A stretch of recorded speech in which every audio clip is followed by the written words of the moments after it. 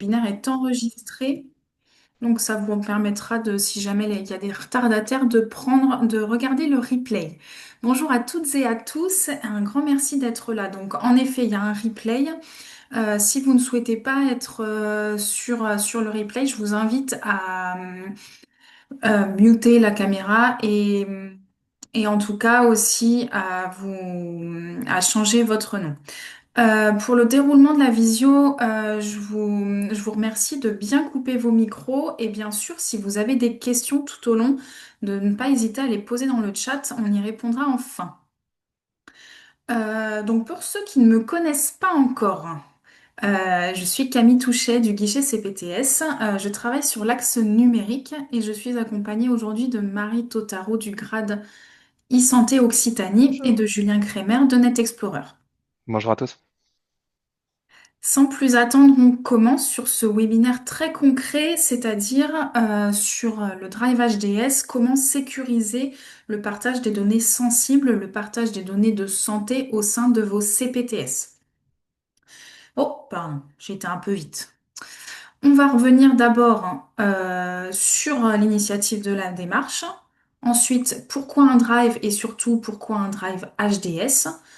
Faire un focus sur les financements et finir sur la présentation de NetExplorer pour rentrer précisément sur l'usage. Alors, la démarche, elle émane pas de nulle part, elle émane d'un tour des usages et des besoins qu'on a fait en région, pendant lequel vous nous avez fait remonter que vous utilisiez et que vous collectiez des données de santé. On peut le voir du coup, il y avait entre 2023 et 2024, 66% d'entre vous, donc de CPTS, qui collectiez des données de santé.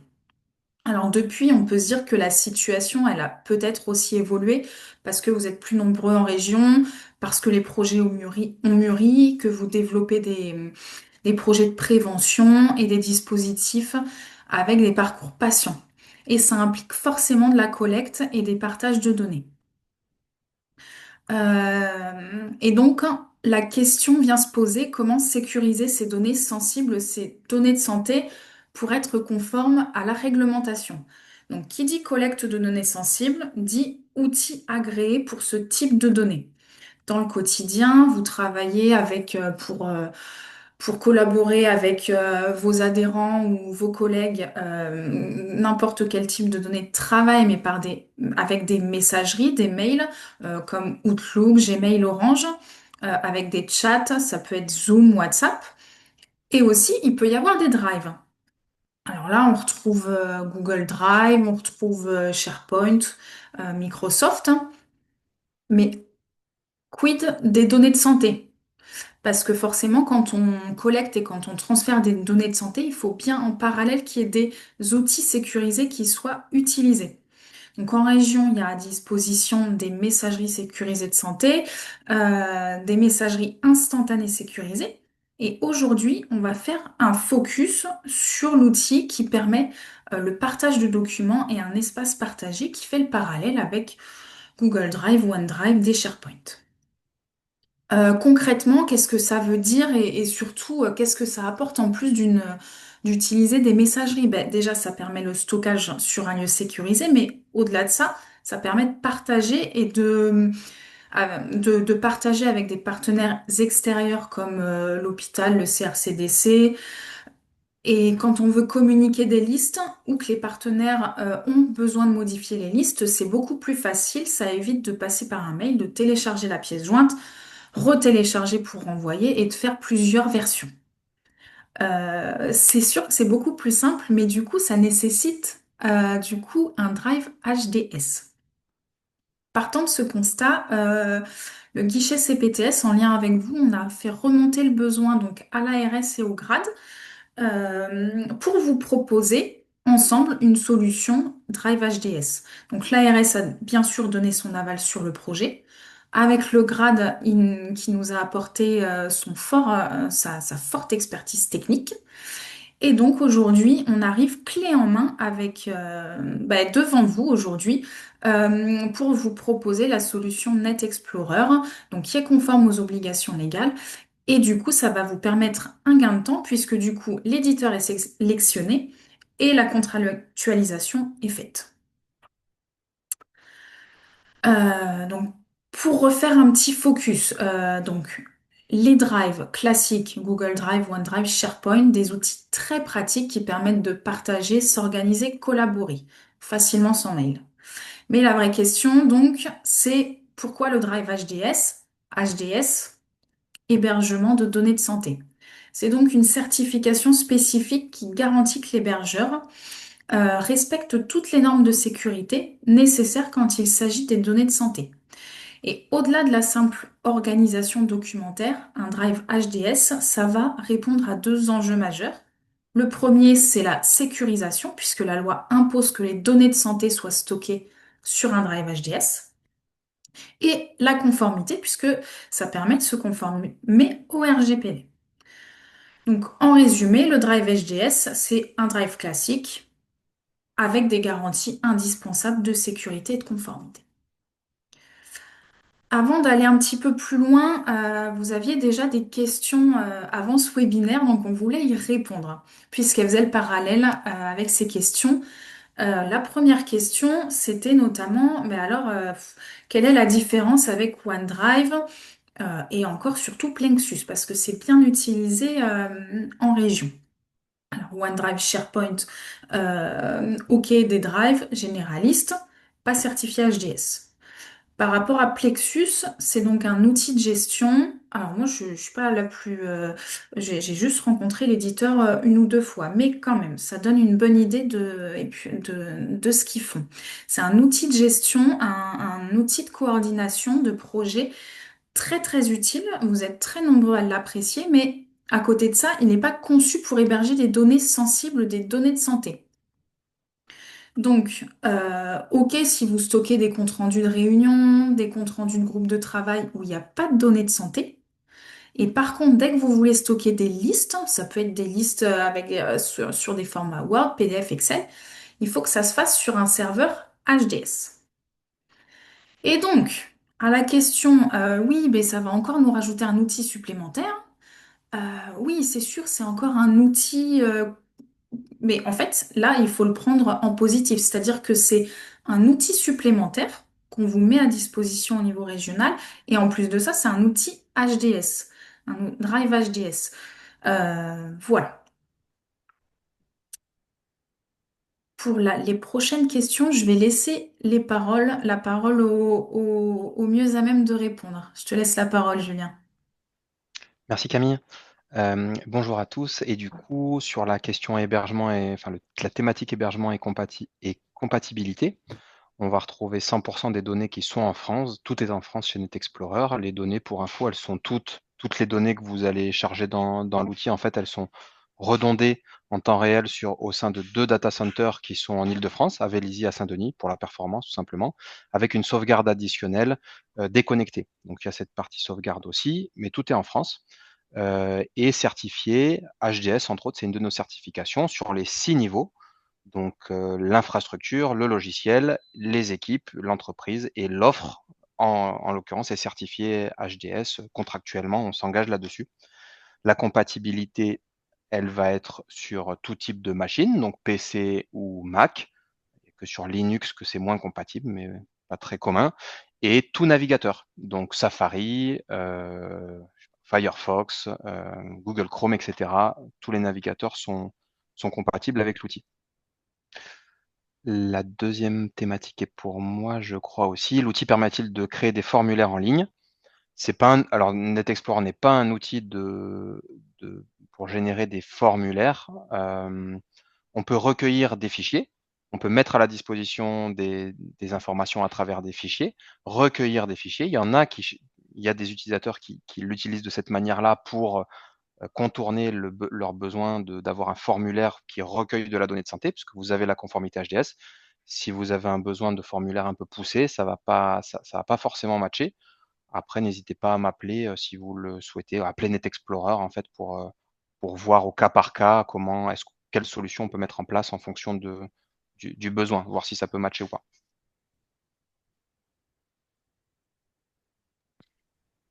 Pour la suite, je prends la parole du coup pour le côté plutôt grade. Donc pour la différence avec Spico, là, en fait, l'outil qui vous est proposé, c'est vraiment un outil de drive, alors que Spico va être plutôt un outil de coordination pour avoir un dossier de coordination en commun avec des structures. C'est pas un outil de stockage à proprement parler. Vous avez une fonctionnalité de discussion. Là, on est vraiment sur une solution de drive HDS où vous pouvez déposer des documents, éditer des documents. Donc, Julien vous fera la démonstration après. Et la différence avec Medimail, donc c'est l'outil de MSS Santé, donc de MS Santé, pardon, donc l'outil de messagerie sécurisée qui correspond vraiment à de l'envoi de mails sécurisé. Vous ne pouvez pas stocker des documents ou avoir une gestion documentaire dans Medimail. Donc la différence sera celle-ci. Et le sujet du financement par l'ARS.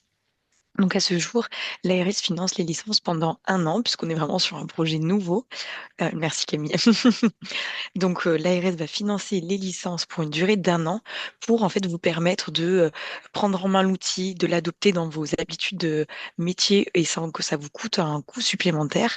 Et au bout d'1 an, si toutes les licences sont utilisées, on fera un point d'étape avec l'ARS pour voir justement si l'outil vous sert, si les licences sont utilisées, si donc les budgets ont servi et on pourra refaire en fait un bilan avec l'ARS pour voir ce qui se passera pour la suite.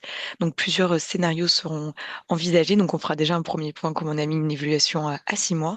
Les premiers scénarios du coup qui seront envisagés, ça sera soit que l'ARS continue de financer ses licences en fonction des usages, soit que les CPTS s'autofinancent ces licences en direct avec Net Explorer en prenant en fait depuis vos enveloppes des ACI dont il me semble que oui, une partie de vos enveloppes est consacrée au numérique. Et donc voilà, tout ça sera réévalué au bout de 6 mois et on en rediscutera avec vous. Mais donc plus l'idée, c'est que plus il y a d'usage, plus ça sera un argument pour aller voir l'ARS et leur demander de continuer ce financement. Voilà, et juste pour compléter sur cette thématique-là, pour se projeter aussi dans la durée, du moins si vous dites mais qu'est-ce qui se passera en suivant? Donc en fonction des scénarios, sur la partie autofinancement, pour information, Net Explorer garantit du coup une réversibilité sortante. À tout moment, vous pouvez sortir l'ensemble de vos documents de la même manière dont vous les avez rentrés, donc sortir de l'outil. Et également, le prix public associé, en fait, il est de 15,90 € hors taxe par mois par utilisateur. Donc là, en l'occurrence, 47,70 € hors taxe par mois. Voilà, c'était sur la partie finance. Et je vois la slide où on va démarrer du coup la démonstration, la présentation de l'outil.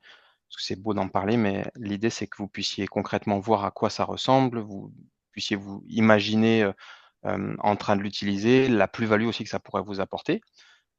Juste avant de partager mon écran, je voulais juste faire 2 mots sur Net Explorer. Donc, vous sachiez à qui aussi vous pourriez confier vos données.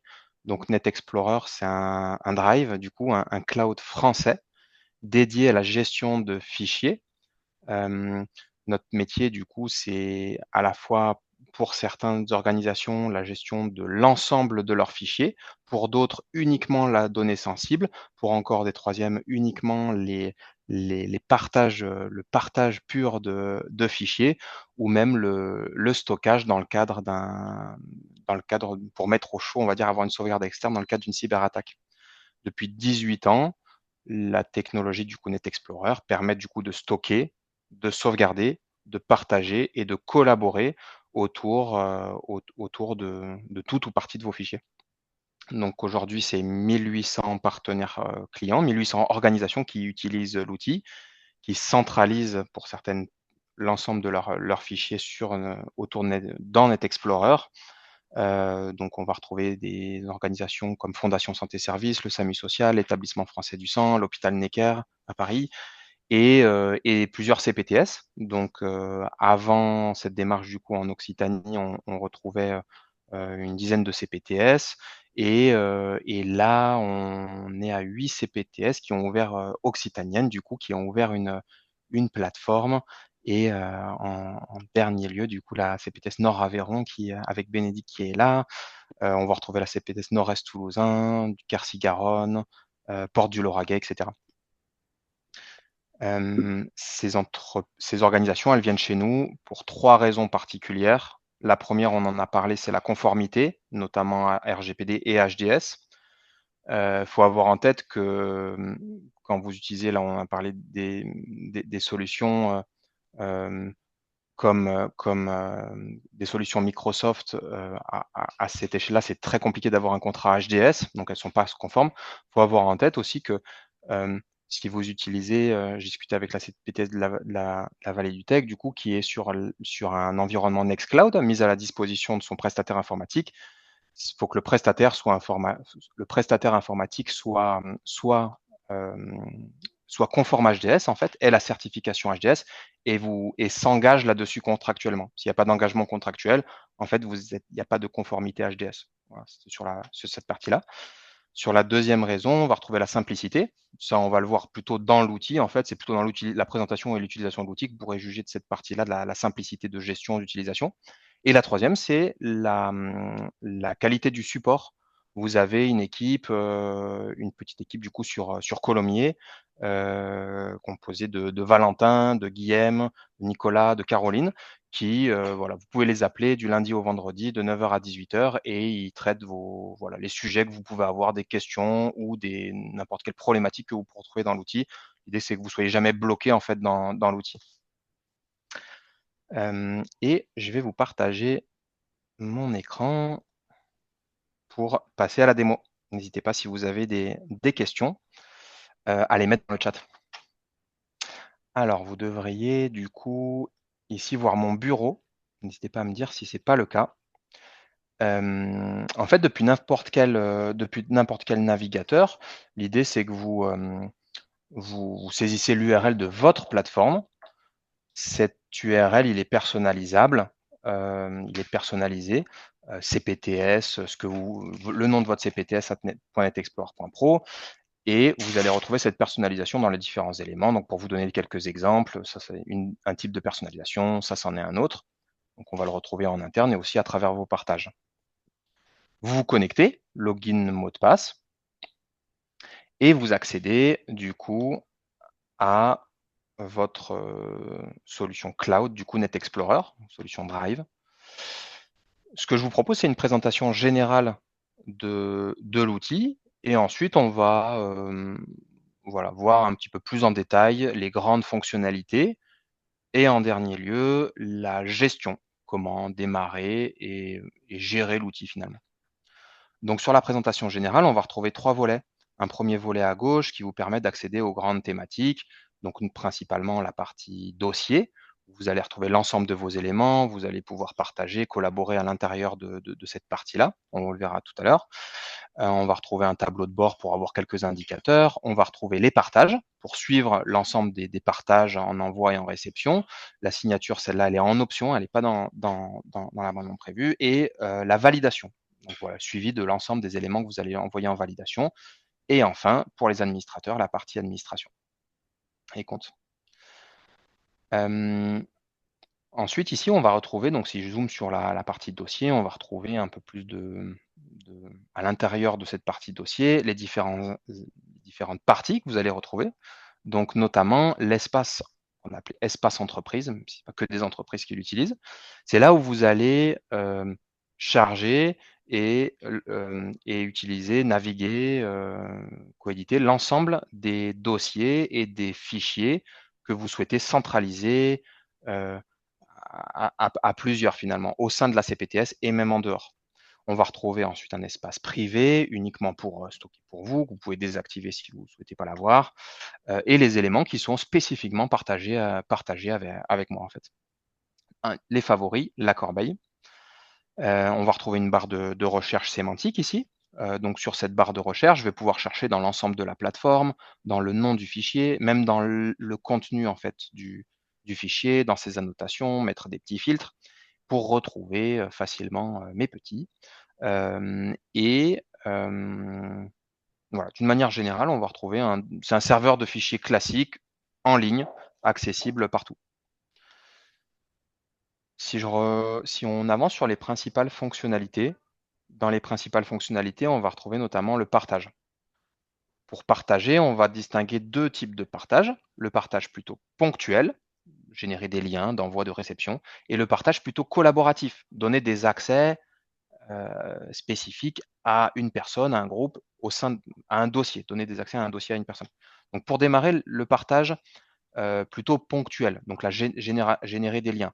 Ici, en fait, je vais pouvoir sélectionner des éléments et partager, donc ici ou là, et générer soit par mail, soit par lien, un lien de partage, justement. Et ce lien de partage, vous le mettez à disposition de là ou des personnes avec qui vous souhaitez partager les éléments, et elles, en fait, vont pouvoir justement accéder, donc télécharger ou générer un aperçu des éléments. Ça, c'est pour la partie lien de partage simple. Donc, en quelques clics, vous générez votre lien de partage et on va retrouver, pour info, ça ne va pas forcément vous servir, mais des options dans ce lien de partage où vous allez pouvoir donner des droits particuliers, que des aperçus, que des téléchargements, des droits de modifier en ligne. Vous allez pouvoir renforcer la sécurité en modifiant la date d'expiration du lien, des protections par mot de passe, par code SMS. Bref, il y a plusieurs options autour de ce lien. Autre possibilité, toujours sur la partie partage, on va dire plutôt ponctuelle et très simple, c'est de générer un lien de réception. Ici, c'est clic droit sur un dossier, recevoir des fichiers ici, et toujours pareil, soit par mail, vous saisissez la personne à qui, le mail ou le compte de la personne à qui vous souhaitez l'envoyer, soit directement un lien. Et à travers ce lien, la personne, elle va pouvoir du coup déposer des fichiers, des dossiers. À chaque fois, c'est quel que soit le format et sans limite de taille. Bien sûr, vous avez toute la sécurité intégrée pour ne pas réceptionner, recevoir des fichiers, des virus ou quoi que ce soit, sachant que rien n'est exécutable. Tout ce que vous mettez dans le Net Explorer ne pourra pas être chiffré. En fait, vous y êtes immunisé à l'intérieur de Net Explorer contre les rançongiciels de chiffrement. C'est le ransomware le plus classique qu'on retrouve. Voilà, ça c'est pour la partie lien de partage. Si je vais sur manière un peu plus avancée, sur cette fois-ci le fait de donner des accès plutôt longue durée, voire permanents, à l'intérieur de ma CPTS ou aux personnes avec qui, aux professionnels ou tous les partenaires avec lesquels vous allez travailler. Ça se passe au sein d'un dossier. Vous faites clic droit, inviter à collaborer. Là, on a ce petit volet qui s'ouvre à droite, qui va me permettre déjà au niveau de l'équipe de voir qui a accès, quel groupe, quelle personne a accès. Je vais pouvoir gérer les accès, donc supprimer des accès, en modifier les droits, et je vais pouvoir rajouter des accès. Donc ici, je vais pouvoir rajouter soit le mail, une personne qui a déjà un compte, pour lui donner des droits particuliers, jusqu'au droit de lui-même, si c'est quelqu'un en interne, du coup, lui-même de gérer les droits, si jamais ça a du sens. Et je vais pouvoir saisir également un mail, n'importe quel mail en fait, pour créer un compte. Là, j'en ai pas sous le coude, mais vous pouvez générer un mail pour voilà, la personne reçoit un mail, crée son compte et accède de cette manière-là au contenu de ce dossier pour collaborer. Voilà, ça on a fait le tour de toute la partie partage. Je vous propose d'avancer sur la partie plutôt rentrer un peu plus dans le fichier en lui-même et dans la collaboration. Donc en fait, sur tout ce qui va être fichier, donc là on voit des fichiers. Donc ces fichiers, en fait, vous pouvez soit les importer, déposer des fichiers, bien chercher, voilà, une facture par exemple, je la dépose ici, ou tout un dossier, toute une arborescence, ou je vais pouvoir également créer un nouveau fichier à l'intérieur de l'outil. Vous avez des licences en fait à l'intérieur de l'outil qui vous permettent de créer et de modifier tout seul ou à plusieurs, donc d'éditer ou de coéditer des documents Word, Excel, PowerPoint et même PDF. Donc soit sur un document vierge, un nouveau document, soit sur un template de document, un modèle que vous avez chargé. En fait, vous avez importé un modèle de document et ici, vous utilisez ce modèle. Ce document, je vais pouvoir le modifier en ligne, tout seul ou à plusieurs. Donc là, je l'ouvre tout simplement. Je vois mon document. je le modifie. Voilà. Webinaire numéro 1. Faut avoir en tête que là, il y aura autant de petites bulles que de personnes en fait qui travaillent dessus et je verrai les modifications en temps réel. Elles se sauvegardent en temps réel ici. Donc ça, pour faciliter un maximum la collaboration, il y a des options de collaboration comme les commentaires, les annotations, etc. Je ne vais pas rentrer dans tous les détails.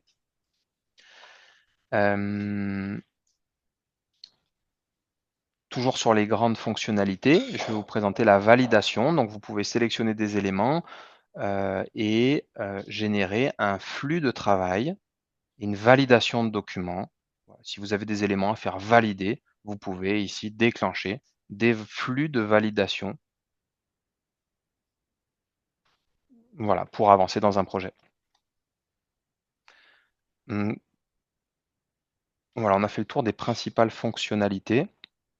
Pour compléter, avant d'aller sur la partie gestion, je vais vous montrer rapidement le suivi des partages. Donc là, vous pouvez générer des liens de partage via un nouvel envoi, depuis la plateforme, depuis mon ordinateur, ou alors avoir un suivi de l'ensemble des partages. Voilà tout ce que j'ai partagé. Ça, c'est ce que j'ai partagé tout à l'heure pendant la démo. Je l'ai aperçu en ligne, donc on voit qu'il y a eu un aperçu qui a été réalisé. On a une traçabilité, en fait, on peut voir tout ce qui s'est passé dans l'outil. Et on va pouvoir également avoir des infos détaillées et même modifier le lien, je sais pas, changer les droits, ajouter prolonger la date de péremption du lien, par exemple. Voilà, vous avez sur ce petit bouton de l'aide aussi, vous pouvez aller récupérer la base de connaissances pour vous aider si vous avez des questions avant ou à la place d'appeler le support. Et ici, vous avez l'administration de l'outil. Donc, si je suis administrateur, je clique ici et j'accède à l'administration. Donc là, par exemple, pour démarrer, donc il y a la partie chargement des fichiers et il y a la partie utilisateur. Donc là, en fait, une pratique, un des moyens en fait de démarrer, quand vous démarrez vous-même en tant qu'administrateur, c'est de créer les premiers utilisateurs. Là, simplement, vous créez les mails des personnes et ça génère en fait ça leur envoie un mail pour qu'ils créent leur mot de passe et qu'ils créent leur compte. Vous voyez ici le rôle de chaque utilisateur. Donc, on va avoir un rôle d'administrateur, celui qui a tous les pouvoirs. Il peut être tout seul ou deux. On va avoir un rôle de manager qui va pouvoir gérer les groupes aussi en plus, mais qui n'aura pas le pouvoir d'administrer la solution. Et un rôle d'utilisateur, donc il va pouvoir faire tout ce qu'on a vu en fait, s'il en a le droit, si l'administrateur lui en a donné le droit, mais pas gérer les groupes, pas administrer la solution. Et enfin, les utilisateurs externes qui vont être destinés aux personnes avec qui vous allez collaborer, qui peuvent faire énormément de choses dans le sens où ils peuvent aller jusqu'à modifier des documents en ligne, y accéder, les charger, les télécharger. Ils peuvent se servir du Drive, voilà, comme vous finalement, sauf qu'ils n'ont pas de droit à avancer, comme celui de partager ou de déclencher des validations.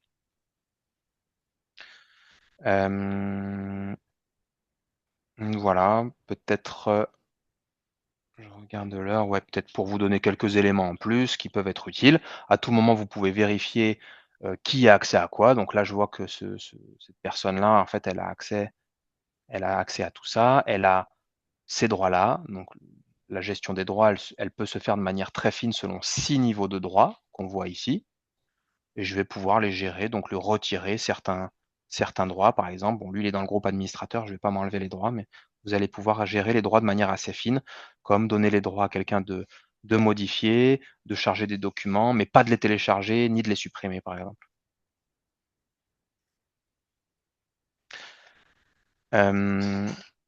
Au-delà de cette gestion fine des droits, vous allez pouvoir voir tout ce qui se passe dans l'outil. Donc là, c'est la vue, on va dire, satellite, c'est-à-dire que vous voyez l'ensemble des actions qui ont été réalisées dans l'outil. Une tentative de connexion, un lien de partage réalisé. Et ça, en fait, vous pouvez le filtrer, donc par action, par utilisateur. Et pour retrouver, en fait, l'idée, c'est de pouvoir retrouver qui a fait quoi, quel moment. Quand il y a un dossier qui a disparu, par exemple, vous pouvez vite savoir où est-ce qu'il est. Sinon, vous appelez le support, ils vont vous guider pour savoir. Ils vont là-dedans, typiquement, pour retrouver les éléments qui sont, voilà, qui sont perdus, par exemple.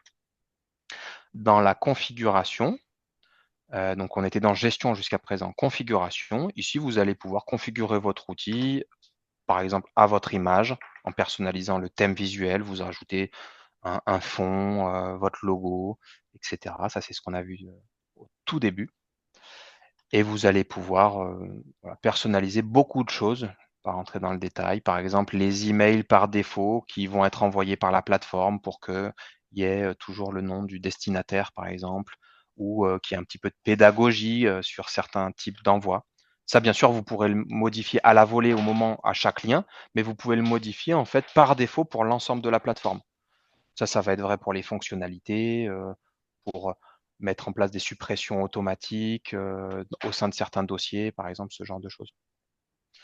Un point qui peut être utile aussi pour démarrer, c'est de configurer un nom de domaine de votre organisation. Du coup, typiquement, moi, c'est demo.netexplorer.fr. Vous, votre nom de domaine, ce serait par exemple CPTS. Si vous avez un nom de domaine spécifique, vous pouvez le spécifier ici pour faciliter après le fait que quand vous invitez des personnes à collaborer, ils vont automatiquement être en externe. Si vous ne le faites pas, c'est pas gênant. Vous pourrez toujours, quand vous ajoutez une personne qui est en externe, vous pourrez toujours ici la mettre bien en utilisateur externe si elle n'est pas automatiquement en utilisateur externe. Voilà, j'espère que je ne vous ai pas perdu avec la partie administration et que c'était clair. Voilà, on a vu en tout cas les principales fonctionnalités que je voulais vous montrer aujourd'hui, qui vous seront utiles demain. Merci Julien. Je te propose de garder ton partage d'écran parce que c'est possible que tu en aies encore besoin vu les questions. Mhm. Donc merci d'abord pour la présentation. Est-ce que tu peux refaire redonner les tarifs justes, les tarifs publics? Bien sûr. Donc c'est 15,90 € hors taxe par mois pour un utilisateur et 100 gigaoctets de stockage, avec un minimum de 3 utilisateurs. Donc en fait, là, ce que vous avez à disposition, ce qui est financé, pour 3 utilisateurs, 300 gigas utilisateurs externes illimités avec tous les services dont on a parlé, on est sur 47,70 € hors taxe par mois en prix public. Donc Et voilà, un peu sachant moins de que 50 trois euros. licences, trois utilisateurs, c'est vraiment les trois administrateurs, ceux qui vont gérer les droits. Après, il peut y avoir autant de licences invitées, enfin licences, Il y autant a autant, d'invités.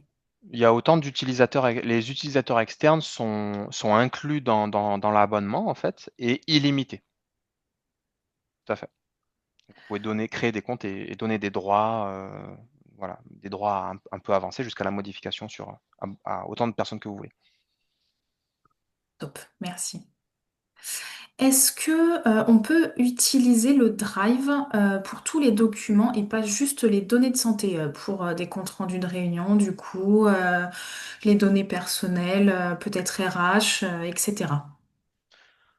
Pour une organisation comme une CPTS, moi, c'est ce que je vous préconise. Après, vous le savez mieux que moi, vous pouvez l'estimer mieux que moi, mais la plupart des organisations de moins de 15 personnes qui utilisent NetExplorer l'utilisent pour gérer l'ensemble de leurs fichiers, parce que tout est clé en main. Tout est centralisé au même endroit, tout est clé en main, il y a la sauvegarde inclus, ils peuvent partager, collaborer dessus, donc c'est comme ça que je vous préconise de l'utiliser. Après, c'est à vous de juger, hein, mais oui, c'est une bonne utilisation. Quand il y a un partage de documents, est-ce que la personne doit obligatoirement créer un compte Explorer pour avoir accès aux documents? Et puis, qu'est-ce que c'est la création de compte du coup? Euh, alors, je vais commencer par la dernière question. Euh, la création de compte, en fait, c'est le fait de se connecter à l'outil et d'avoir accès à ce à quoi on m'a donné accès. Donc là, par exemple, moi, j'ai accès à tout avec mon compte administrateur. J'ai un compte administrateur. Donc là, pour que ce soit plus clair, je vais aller dans l'administration. Ici, on va voir l'ensemble des comptes utilisateurs. Moi, je suis dedans, par exemple. On ne voit pas, je dois être vers le milieu. Et du coup, pour un compte est nécessaire pour se loguer, pour se connecter à la plateforme et accéder aux différents dossiers sur lesquels j'ai accès. Pour créer des comptes, du coup, deux possibilités. Ici, j'ajoute un nouveau compte, je saisis le mail de la personne, je sauvegarde. Hop, il reçoit un mail pour créer son mot de passe et il a un compte en fait pour se connecter. Il peut faire mot de passe oublié s'il a oublié son mot de passe. Son login, par défaut, c'est son adresse mail. La deuxième manière de créer un compte, c'est du coup directement dans l'arborescence, inviter à collaborer. Je saisis le mail d'une personne qui, je vais peut-être le faire du coup. Ouais, non, j'ai pas de mail sous la main, mais du coup, je saisis le mail d'une personne, je tape entrée et ça vient créer un compte. Je pourrais essayer du coup sans souci. Ça répond à la dernière question. Et du coup, la première, je suis pas sûr de l'avoir bien saisie. Peut-être faire un focus, tu sais, sur du coup, le dossier collaboratif et puis la notion de partage, de vraiment d'invitation. Oui, d'inviter à collaborer. Donc, Mm. effectivement, il y a d'une part les liens et d'autre part l'invitation à collaborer. L'invitation à collaborer, c'est au niveau des dossiers, en fait, donc que ce soit les dossiers racines comme là, ou si je rentre dans le détail, voilà, je vais revenir sur les dossiers racines, par exemple, je peux faire clic droit, inviter à collaborer, et là, je vois tous ceux qui ont accès à ce dossier-là et à tout ce qu'il y a dedans, finalement. Et c'est là, en fait, où je vais pouvoir ajouter, donner des droits en fait d'accès à des personnes. Donc soit des personnes qui ont déjà un compte, comme là, soit en saisissant un mail à des personnes qui n'ont pas encore de compte, en fait, qui ne sont pas connues de l'outil. Et une fois que j'ai créé, enfin que j'ai donné des droits, donc là j'ai donné des droits à Iman, à Bertrand, au groupe administrateur, ces droits-là, je peux les modifier. Donc je veux que Bertrand, par exemple, je veux uniquement qu'il ait des droits de lecture parce que c'est des documents qu'il est assez maladroit. Je ne veux pas qu'il modifie les documents ou qu'il les supprime, par exemple. Et je vais lui donner des droits de lecture pendant uniquement la durée du projet jusqu'en octobre.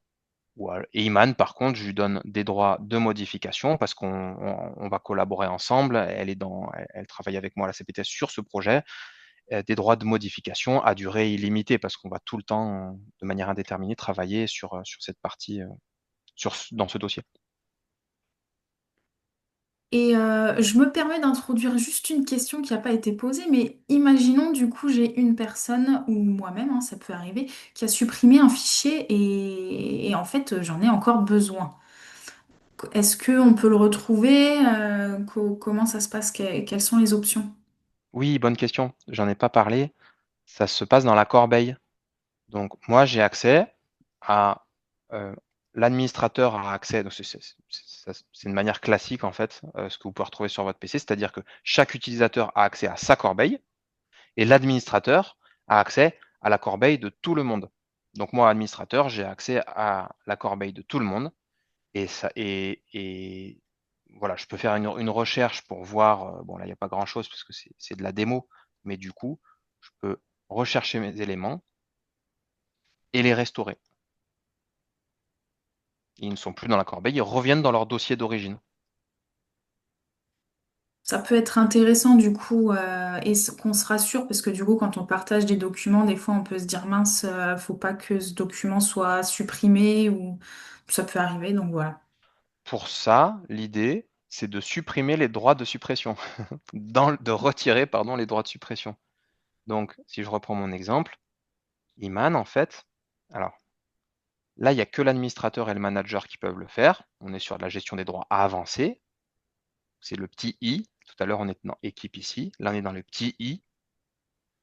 En 18 ans, on a prévu tous les cas de figure normalement. Dites-nous si on n'a pas prévu certains cas de figure, mais je suis curieux de vous entendre là-dessus. Donc, gérer les droits d'accès.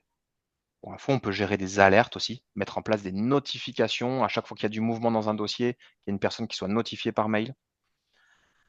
Et ici, du coup, Iman, typiquement, je ne veux pas qu'elle puisse supprimer. Et en fait, je veux que personne puisse supprimer. Donc là, je vais retirer les droits de suppression. Personne n'aura les droits de supprimer des éléments dans ce dossier. Donc rien ne sera jamais supprimé dans ce dossier, en fait. Voilà, même déplacé, du coup, ça ne pourra pas être déplacé. Ok, merci Julien. Je t'en prie. Allez, on enchaîne sur vos questions.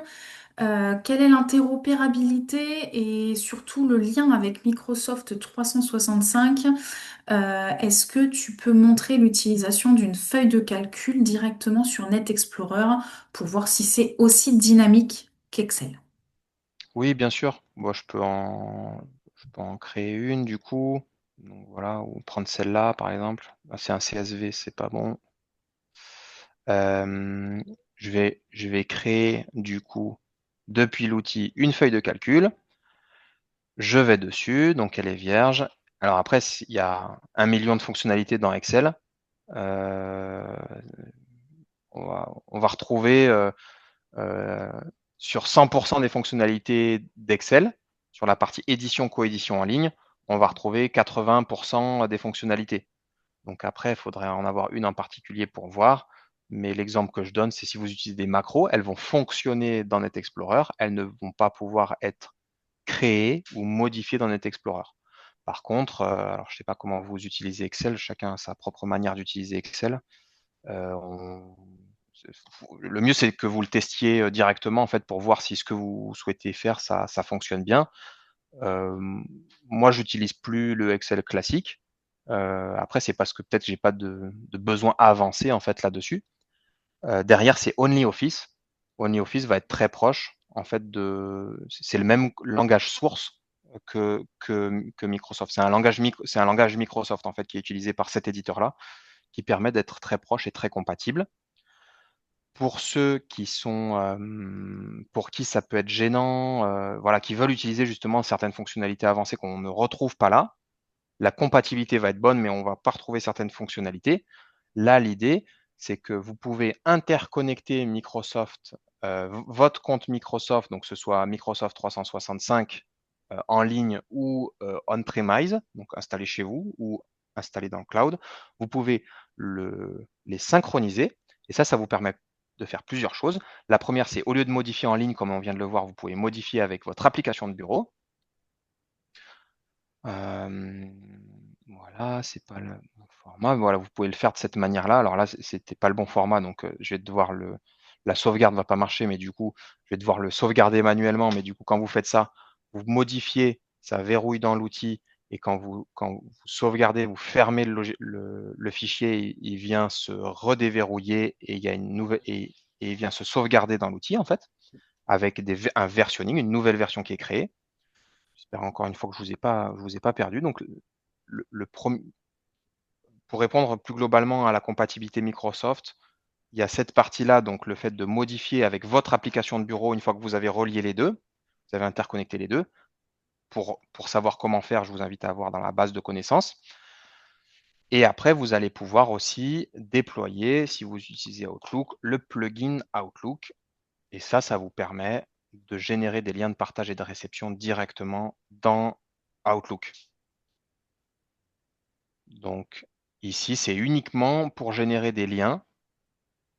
Donc le temps qui se réveille, vous allez avoir le plugin en fait qui apparaît ici, le plugin Net Explorer, merci, qui apparaît ici et qui vous permet de générer des liens de partage. C'est exactement comme on l'a vu en fait. Donc depuis l'ordinateur ou depuis la plateforme, vous récupérez les éléments et vous encapsulez un lien de partage dans votre mail. Voilà, je suis déconnecté de ma plateforme, mais en gros c'est ça. Voilà, j'espère que ça répond à votre question.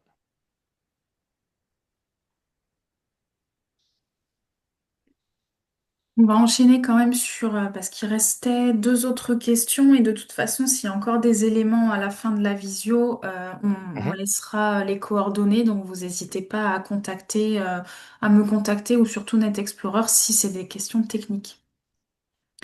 Julien, j'enchaîne sur Je t'en prie. la prochaine, ouais.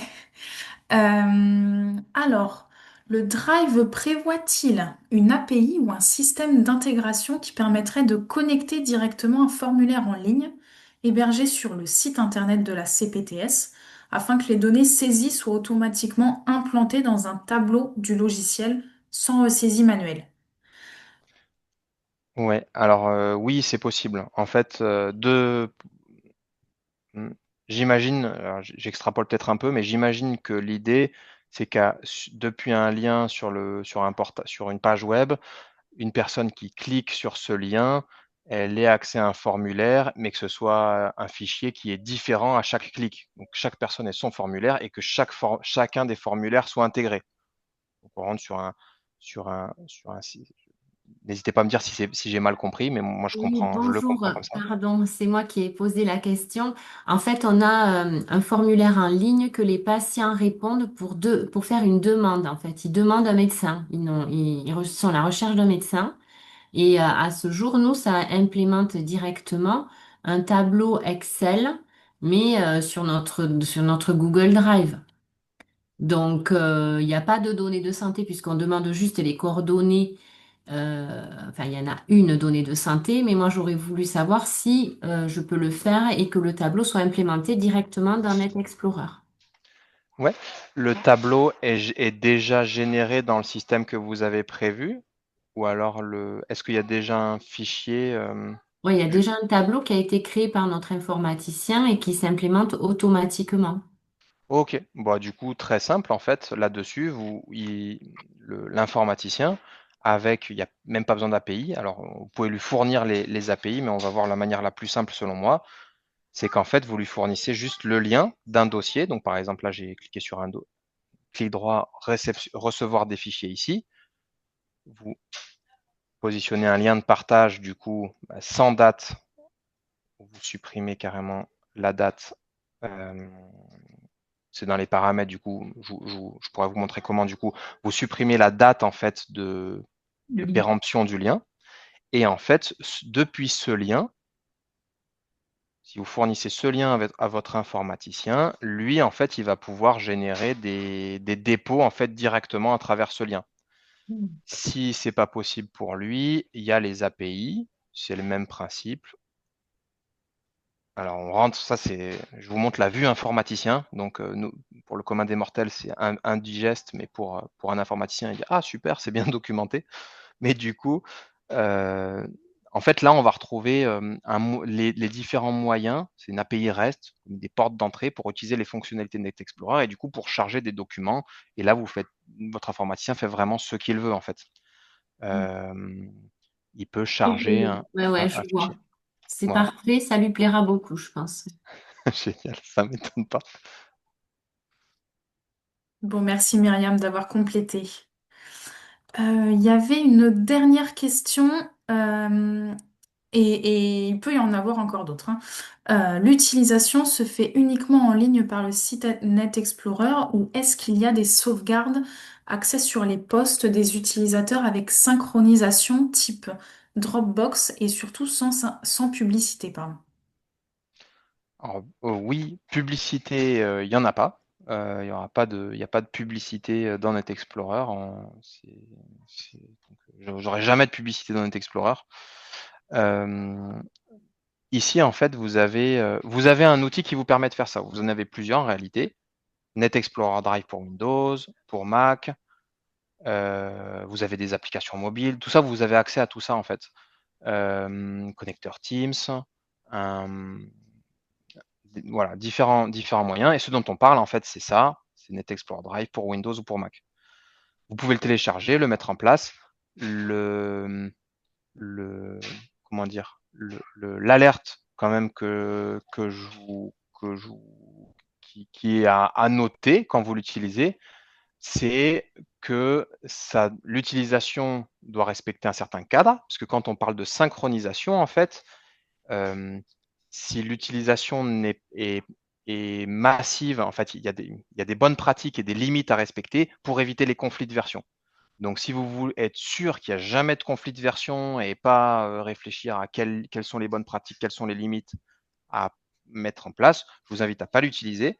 Si vous l'utilisez, là-dessus, c'est bien de passer un petit coup de téléphone au support pour qu'il vous conseille là-dessus. Et dans la base de connaissances, vous avez les règles, on va dire, les bonnes pratiques à adopter pour mettre en place l'outil et le faire vivre. Voilà, et éviter que, parce que ça, c'est quelque chose de très pénible, du coup, éviter qu'il y ait des conflits de version et que vous perdiez votre travail, en fait, ou qu'il y ait un fichier qui, voilà, qu'il y a un problème de synchronisation avec un fichier. Quand il y a, voilà, dans certains cas, ça peut être le cas. Mais vous l'avez, oui.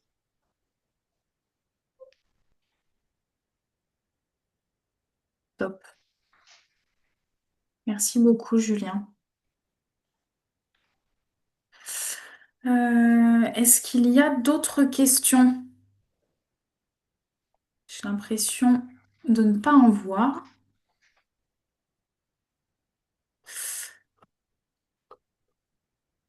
Ok, de toute façon, on reste joignable.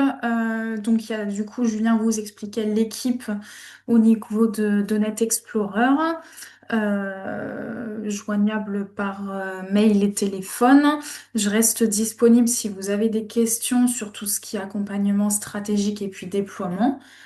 Nous, notre objectif, guichet, ARS et puis grade, c'était vraiment de donner l'opportunité à chaque CPTS de pouvoir sécuriser ses données et donc de vous lancer dans la démarche d'usage d'un drive HDS.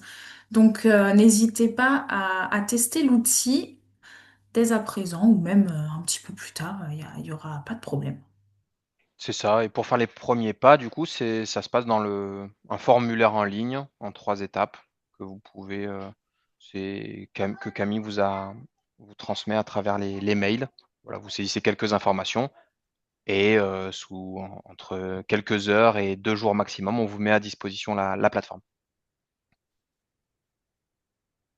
Voilà, donc en fin de semaine, je vous renvoie, mais demain, je vous envoie du coup le support, le replay et puis le lien pour vous inscrire sur la plateforme HDS si jamais vous avez perdu le lien.